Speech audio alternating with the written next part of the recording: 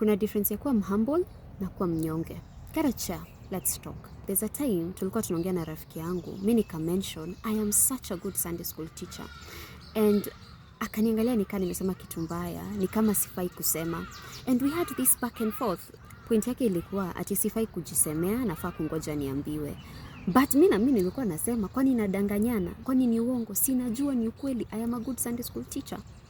Episode 1189, my transition into Kiss 100. At the time, Phil was exiting. He hadn't been well. Joe Tunis was leaving. She'd fallen in love with an amazing gentleman who was a British squaddy from Nanyuki out in Battle Axe. And I don't know whether they're still together, but she was so happy and so loved up. And she was going. She was going to the UK. And I remember I asked, I said, can I have a primetime show? There's something beautiful about being 25, 26, just so bold. Yeah, and I was like, can I have a primetime show? I mean, I was like, opportunity. Mukona gaps. Linda Holt nani? Alikuwa ameshaenda katafuta watu wake. Kina Alex Belfield and I don't know who else. Yeah. So, you know, and I remember being told, you're good where you are. Ooh. I knew in my gut I could do more. Shida ni kuassume ati confidence is equal to pride.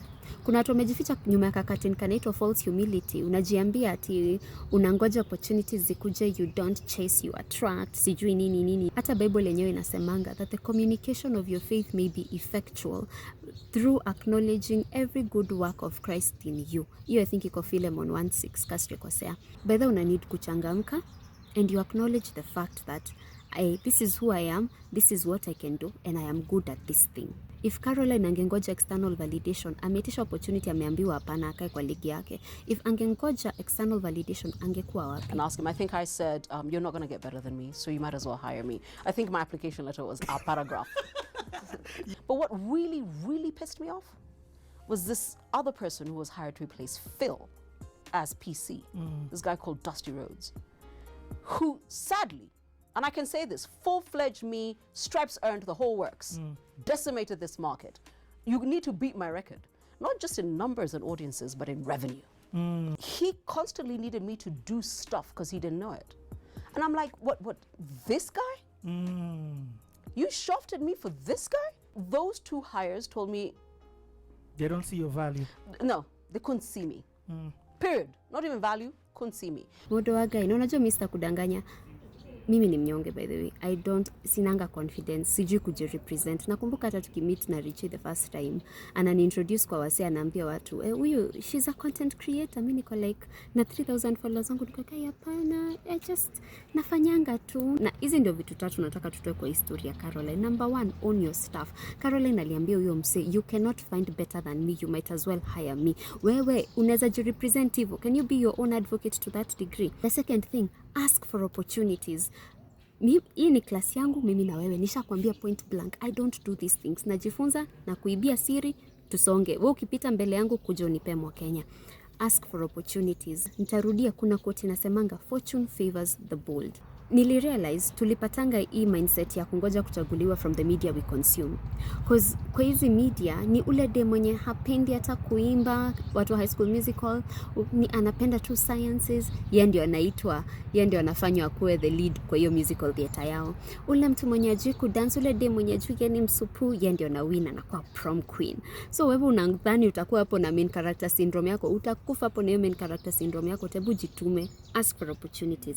And the last thing, do it scared. Watu wameningi nikiwaambia, I get nervous, I get scared. Sometimes I don't know what to say, sometimes I don't know what to do. Lakini nikweaje, I still show up. I will do it afraid, I will do it nervous, I will do it scared. The bottom line is I will do it. The rest of the interview, enda YouTube, andika Caroline Motoko CTA, jibambe na hiyo playlist, we binge watch, andika notes, kuja tupatane kwa comments. I meet Kimani Cairo Senior, and he peers at me from his specs and says, who are you? I said, I know who you are. He says, I've never heard of you. But the pleadings here say if you're allowed to go on air, you pose a threat to your former employer. Who are you? He says he listens to the BBC, he has never heard of me. Yet the pleadings before him are huge. And of course, can you imagine? I'm sure he got the pleadings. He got the lawsuit. It was like, Kiprono, bring this person, we see them. Kiprono shows up with a guy. But also for me, and this is where I was like, huh, so you do see me. Value, yeah. So you do see me. So what's the problem? What's the problem?